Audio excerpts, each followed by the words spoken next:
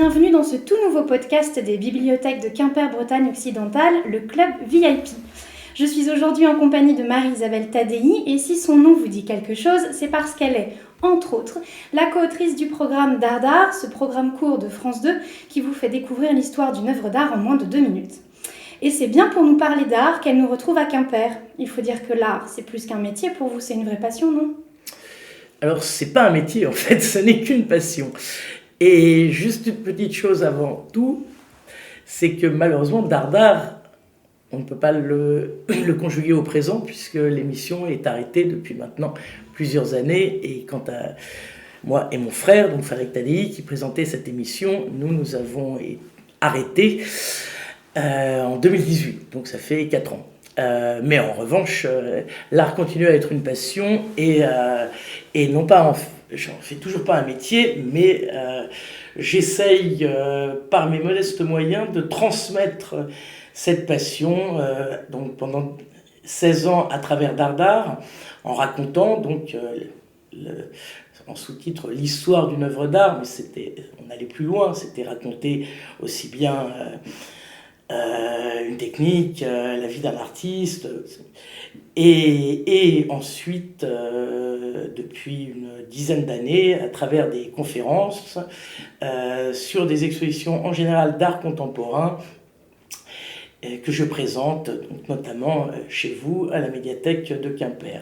Alors, pourquoi de l'art contemporain ? C'est pas ma passion non plus. J'aime toutes les formes d'art et pas spécifiquement l'art contemporain. Au contraire, il arrive parfois que ce soit pas ce qui va le plus me transcender, mais en revanche, à travers Dardar, pour certaines personnes, nous aurions un petit peu démocratisé, non pas justement l'histoire de l'art, ça le public n'avait pas besoin de nous, mais en revanche peut-être faire comprendre que l'art contemporain était aussi tout à fait accessible. Parce que c'est un peu le problème, souvent on a l'impression que c'est plus compliqué, alors que c'est beaucoup plus simple que l'art ancien, qui a beaucoup plus de clés cachées et de symboles qui ne nous sont pas toujours accessibles, à moins justement d'avoir fait des études ou d'être passionné par le sujet et de s'être penché sur la question, alors que l'art contemporain, justement, par son nom, il nous l'indique bien, eh bien, ces clés, ces symboles, ce sont aussi les nôtres. Nous y avons totalement accès, puisque nous en sommes même parfois partie prenante. Donc voilà, donc c'est pas un métier, mais c'est quand même un travail, et notamment à travers l'écriture, parce qu'il y a eu Dardar, l'émission de télévision, mais il y a eu aussi Dardar, les livres. Nous avons écrit avec mon frère donc 4 tomes, qui ensuite ont été réunis dans l'intégrale Dardar. Et après tout ça, après donc 16 ans à parler des artistes, à parler des œuvres d'art, à parfois dévoiler le sein de l'une ou les fesses de l'autre, à commenter un nez proéminent ou une bouche molle, sans se préoccuper une seule seconde des modèles, en fait, de leurs sentiments. Après tout, est-ce qu'ils avaient envie que 500 ans plus tard, leur sein soit dévoilé au public? Et là, j'ai eu un déclic et je me suis dit, bon, maintenant que je suis libéré, entre guillemets, de Dardar, parce que j'ai été un petit peu contrainte et forcée, il serait temps de réhabiliter ces modèles. Et donc, j'ai écrit un livre qui s'intitule « La galerie des inconnus célèbres », toujours chez le même éditeur que les exemplaires de Dardar, aux éditions du Chêne, que j'ai publié maintenant il y a 1 an. Donc en septembre 2021, et où j'ai inversé les rôles, j'ai oublié les artistes, j'ai oublié les œuvres, et je me suis intéressé qu'à leurs modèles. Alors parfois des muses, parfois des inconnus, parfois quelqu'un qui passait là par hasard, au même titre que demain matin... Aujourd'hui, à travers Instagram ou les autres réseaux sociaux, on se retrouve à la une. Eh bien, pour certains de ces modèles, ils sont aujourd'hui à la une. Bon, ils sont morts, heureusement, pour certains d'entre eux, mais ils sont vus par des millions de gens, alors qu'on ne sait même pas qui ils sont. On prend par exemple la Joconde. On ne sait toujours pas qui était le modèle. Et c'est vrai que... Elle est régulièrement, on dit, ah, son sourire, certains ne trouvent pas si terrible que ça. Et voilà, donc c'était ça que j'avais envie de raconter. Bon, évidemment, je ne raconte pas dans ce dernier livre qui était la Joconde, puisqu'on ne le sait pas, mais en revanche, qui était, par exemple, le modèle de l'origine du monde. Parce que j'ai eu de la chance, quelqu'un a fait une découverte peu de temps avant que je ne termine d'écrire mon livre, donc j'ai pu rajouter. Voilà.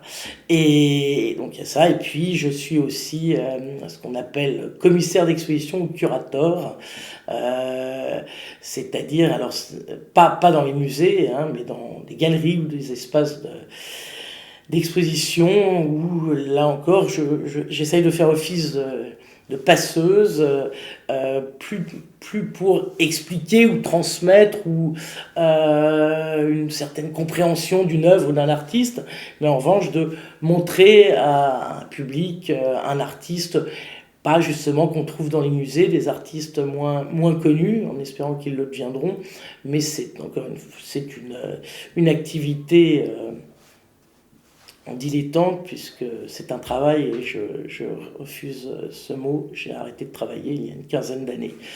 Donc l'écriture, c'est pas du travail, en tout cas pas pour moi. Si j'étais journaliste, je dirais oui, je travaille, c'est dur. Là, c'est pas la même chose. C'est un plaisir. Et présenter une exposition d'art dans une médiathèque, c'est aussi un plaisir. Il y a rien D'abord, c'est pas répétitif, puisque même si on parle de la même exposition, par exemple, là, dans 2 mois, je viendrai ici à la médiathèque pour présenter l'exposition de Garouste qui vient de commencer au Centre Pompidou. Mais avant de venir ici en décembre, je l'aurais présenté à Paris dans un autre cadre. Mais je sais que ce ne sera pas la même chose. Bien sûr, je montrerai les mêmes choses, parce que l'exposition de Gérard Garouste sera la même. Mais voilà, il y a aussi, lors d'une conférence, en tout cas moi c'est comme ça que je le fais, j'appelle ça des rencontres et pas des conférences, une interactivité avec le public. Ici par exemple, je crois que ça fait 3 ans, que je viens à peu près, donc à raison, enfin non, plus de 3 ans, puisque malheureusement nous avons été séparés pendant 2 ans à cause de la pandémie. Ça a été dur pour moi. Alors, je ne sais pas si, pour reprendre Annie Girardot au César, je ne sais pas si j'ai manqué à la médiathèque de Quimper et en public, mais vous m'avez énormément manqué. Mais non, mais c'est vrai, parce que c'est vrai que justement, on tisse aussi un lien avec le public. Par exemple, lors de la première conférence, on ne sait pas si tel artiste, ils vont le recevoir, et eux aussi. Je me souviens, la première fois que j'ai présenté donc une conférence d'art contemporain, c'était à la médiathèque d'Anglet, il y a une dizaine d'années, et c'était sur une exposition de Tapiès. Et le journaliste qui m'avait interviewé avant pour présenter l'exposition, je lui avais dit que j'allais faire en sorte de faire apprécier au public l'œuvre de Tapiès, mais apprécier au sens propre du terme, dans le sens de l'appréhender et le comprendre, et non pas l'aimer. Mais comme aujourd'hui on a tendance à un petit peu embrouiller les mots, à les utiliser pas toujours à bon escient, donc une des personnes, la première à se présenter à moi alors que j'étais dehors en train d'arpenter devant le parvis de la médiathèque en fumant une cigarette, avant de présenter l'exposition, m'a dit qu'elle était catalane, donc comme Tapiès, de Barcelone, comme lui, et qu'elle le détestait, et qu'elle était venue uniquement parce que ça d'oser dire que je pouvais lui faire aimer. Alors je lui ai dit tout de suite, c'est pas ce que je voulais dire. Elle m'a dit, non mais de toute façon je vais voir, on verra. Et comme à la fin, comme je le disais, donc ce sont des rencontres, le but c'est aussi justement d'échanger, parce que souvent justement, le public a déjà vu l'exposition, ou peut-être ira la voir. Certains ont ressenti quelque chose de totalement différent de ce que j'ai expliqué. Et donc, elle a été la première à prendre le micro pour dire que, grâce à moi, elle avait enfin compris Tapiès, et que dès qu'elle rentrerait à Barcelone, elle irait à la fondation pour voir la fondation Tapiès. Ce que je lui ai déconseillé, parce qu'à ce moment-là, il y avait une rétrospective au musée Guggenheim de Bilbao que justement je présentais. Je lui ai dit, il n'y aura plus rien. Donc attendez, allez d'abord. Elle me dit, mais je vais d'abord aller voir Bilbao. Mais plaisanterie mise à part, c'est vrai. C'est-à-dire que parfois, il arrive aussi que le public soit en attente parce que c'est un artiste qu'il adore. C'est arrivé ici, par exemple, avec Soulages, notamment, qui n'aime pas Pierre Soulages. qu'il lève la main ou qu'on lui jette la première pierre. Et c'est vrai que tout de même, même quand voilà, on sent que ils ont tous, et beaucoup l'avaient vu l'exposition, parce que justement, parfois je la présente en début d'exposition, parfois, comme aujourd'hui, je vais présenter Ernest Pignon-Ernest, qui a déjà commencé depuis le mois de juin. Donc certainement que beaucoup de membres du public l'auront vu. Donc auront déjà eux-mêmes une interprétation. Et donc ça permet justement, la mienne va donner un éclairage différent, qui est aussi ma propre interprétation, bien que ce ne soit pas du tout, le but n'est pas justement de donner mon opinion, mais en revanche, je vais la voir avec mes yeux et me dire, ah tiens, ça, peut-être que quand on voit avec les explications qui sont parfaites sur le cartel, on ne sait pas qu'il y a ça en plus. Donc moi, je vais apporter le plus.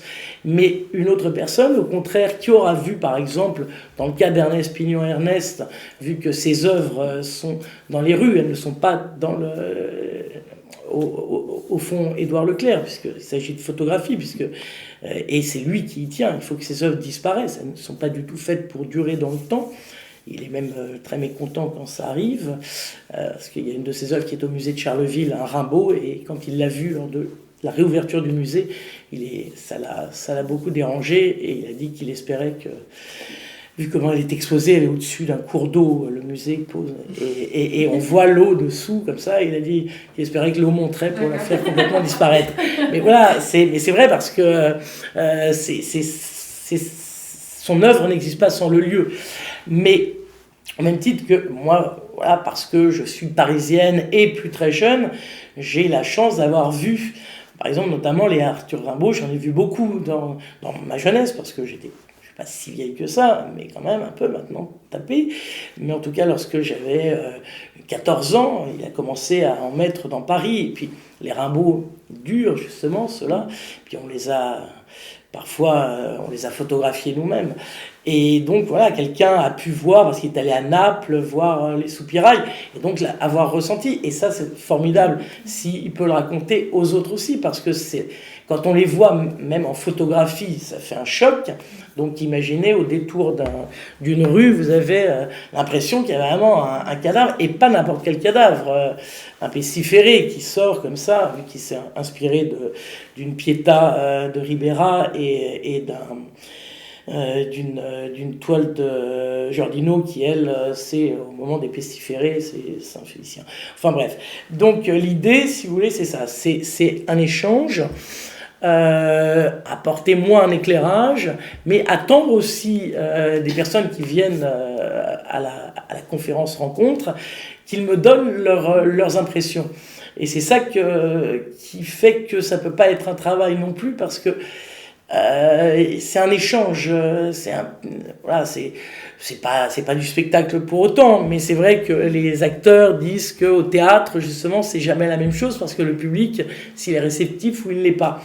Et c'est vrai que parfois, je l'ai vu aussi ici, on avait fait, c'est ici, où Essay Tombly, je l'ai fait, qui est un artiste où il y a une très forte dose érotique dans ses œuvres, qui sont pourtant à la limite très peu figurative, et justement, je l'avais évidemment traduit lors de la rencontre, et une dame, pas toute jeune non plus, comme moi, qui était venue me voir à la fin. Je suis rassuré parce que je suis sorti de là, j'avais vraiment l'impression d'avoir pris une bouffée d'érotisme en pleine figure, et voilà, et ça c'est voilà, donc si j'ai un métier, je sais pas, ce serait de transmettre peut-être une manière de regarder aussi. Parce que, justement, l'art contemporain, ce que je disais au début de notre passionnant entretien, je pense qu'on cherche trop à le comprendre, au lieu de se contenter de le regarder et de l'apprécier ou pas l'apprécier, au sens là, l'autre sens d'aimer. Parce que parfois, selon l'art contemporain, il n'y a rien à comprendre. Il y a juste à regarder. Et quand c'est très clair, comme par exemple Jeff Koons, ça cartonne. Parce que là, on n'est pas devant une œuvre en se disant « qu'est-ce qu'il a bien pu vouloir me dire ?» Alors, il y en a qui trouvent ça kitsch, mais ils aiment quand même. Il y en a qui trouvent ça kitsch et ils n'aiment pas. Et puis il y a les intellectuels, et notamment dans un certain milieu de l'art, justement, où là on va dire c'est pas bien, parce que justement c'est trop accessible. Et c'est ça l'art contemporain. Alors que l'art ancien, si vous n'avez pas les clés, vous ne vous demandez pas ce que ça veut dire, vous regardez tout simplement. C'est un petit peu comme la musique classique, on l'écoute, on n'a pas besoin d'essayer de savoir ce qu'il y a derrière. Mais aujourd'hui, on veut comprendre, on dit « Ah ben, je ne suis pas mélomane », ce qui est idiot, parce qu'au départ, ils n'avaient pas plus les contemporains de Mozart n'avaient pas plus une culture de la musique que nous n'en avons une, notamment, d'autant moins plutôt, puisqu'ils n'avaient pas des disques chez eux pour travailler. Eh bien, c'est exactement l'inverse avec l'art, c'est-à-dire on a l'impression qu'on peut comprendre l'art ancien parce que c'est figuratif, mais même l'art contemporain, parce que là je parlais de Gérard Garouste, je sais que je vais être obligé d'expliquer des choses, et pourtant c'est une figuration narrative, mais justement c'est pas toujours évident de voir les clés, alors qu'elles sautent aux yeux de la même manière. Et quand on regarde un tableau d'une école allemande assez difficile, on ne se demande pas ce qu'ils ont voulu mettre dedans, on dit juste « Oh là, ça c'est dur », au contraire. Alors qu'il y a beaucoup plus de symbolique que dans certaines œuvres justement de Pierre Soulages, où là aussi on ne se pose pas de questions, on aime comme Jeff Koons. Voilà. Donc je pense que c'est ça, c'est de transmettre parfois, mais surtout d'échanger sur l'art, soit à travers une émission de télé, peut-être qu'un jour j'en ferai une, l'échange, et que dans un sens, c'est sûr, mais dans les livres aussi, mais là c'est à double sens, on rencontre ses lecteurs de temps en temps, et à travers des rencontres, conférences, comme ici, ou parfois, quand je présente un artiste dans une galerie, parfois, ça m'arrive aussi, et là, voilà, c'est transmettre, passer, c'est normal à mon âge, il faut passer. Soit passer, carrément, soit passer un relais, soit transmettre. J'essaye pour le moment de m'accrocher au bâton et de rester de l'autre côté. Voilà, je passe le relais, mais je ne lâche pas complètement. En tout cas, c'est fait avec beaucoup de passion, on le sent, hein, on sent que vous aimez ça et que vous aimez partager avec le public, ça se sent bien dans la transmission. Oui. Donc on vous souhaite de belles rencontres à Quimper. J'espère qu'elles vont être aussi bien que les années précédentes. On n'a pas trop de doutes. Donc Marie-Isabelle Tadei sera avec nous, comme elle vous l'a dit, le 15 décembre 2022 à la médiathèque Alain Gérard de Quimper pour nous parler de Gérard Garouste, et le 23 mars 2023 pour nous parler des collections du musée de Cluny qui a fait sa réouverture, ainsi que des animations autour des manuscrits de Locmaria et Landévennec, toujours à la médiathèque Alain Gérard. Marie-Isabelle Tadei, merci beaucoup. Je vous en prie, merci à vous.